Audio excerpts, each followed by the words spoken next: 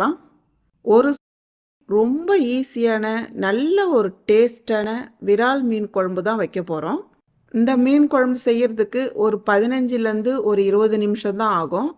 வாங்க எப்படி செய்யுதுன்னு பார்க்கலாம். இப்போ ஒரு மிக்ஸி ஜாரில் ஒரு 150 கிராம் சின்ன வெங்காயம் சேர்த்துக்கலாம்.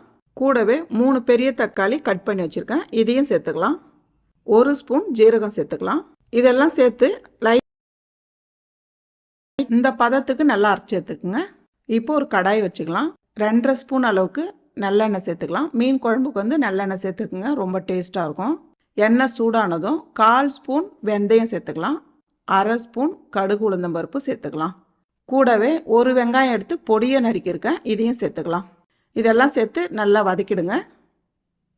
பாருங்கள், வெங்காயம் ஓரளவுக்கு வதங்கி வரும்போதே 5 பல்லு பூண்டு எடுத்து நச்சு வச்சுருக்கேன், இதையும் சேர்த்து நல்லா வதக்கிடுங்க. கூடவே தேவையான அளவு கருவேப்பிலை சேர்த்துக்கலாம். கருவேப்பிலை சேர்த்து லைட்டாக பெரட்டி விட்டுருங்க. இந்த அளவுக்கு நல்லா வதங்கி வந்ததும் இப்போ நம்ம அரைச்சி வச்சுருக்க வெங்காயம் தக்காளி பேஸ்ட்டு சேர்த்துக்கலாம். வெங்காய பேஸ்ட்டு சேர்த்து நல்லா ஓரளவுக்கு நல்லா வதக்கி விட்டுருங்கம்மா. வெங்காயத்தோட பச்சை வாசனை போகணும், அது ஒரு நல்லா வதக்கிடுங்க. கூடவே 2 பச்சை மிளகா சேர்த்துக்கலாம். பச்சை மிளகா சேர்த்து லைட்டாக வதக்கினா போதும். இந்த அளவுக்கு வதங்கி வந்ததும் அடுப்பு தீயை குறைச்சி வச்சுக்கோங்க. மசாலா சேர்த்துக்கலாம். 1.5 ஸ்பூன் மிளகாய் தூள் சேர்த்துக்கலாம். 1 ஸ்பூன் மல்லித்தூள் சேர்த்துக்கலாம். 1/4 ஸ்பூன் அளவுக்கு ஜீரகத்தூள் சேர்த்துக்கலாம். ஒரு 3லேருந்து 4 சிட்டிக்கு அளவு மஞ்சத்தூள் சேர்த்துக்கலாம். இதெல்லாம் சேர்த்துட்டு நான் வந்து ஒரு சின்ன எலுமிச்சம்பழம் சைஸு புளி எடுத்து தண்ணியாக கரைச்சி வச்சுருக்கேன், இதை சேர்த்துக்கலாம். நீங்கள் தண்ணியாக கரைச்சிட்டிங்கன்னா எக்ஸ்ட்ரா தண்ணி சேர்க்க வேண்டியது வராது. கூடவே தேவையான அளவு உப்பு சேர்த்துக்கலாம். இதெல்லாம் சேர்த்துட்டு நல்லா கிளறி விடுங்கம்மா. பாருங்கள், எல்லாத்தையும் நல்லா கலந்து விட்டுட்டு கூடவே கொஞ்சம் கொத்தமல்லி சேர்த்துடலாம். கொத்தமல்லி சேர்த்துட்டு ஒரு 10 நிமிஷம் மீடியமான தீயில மூடி வைங்க.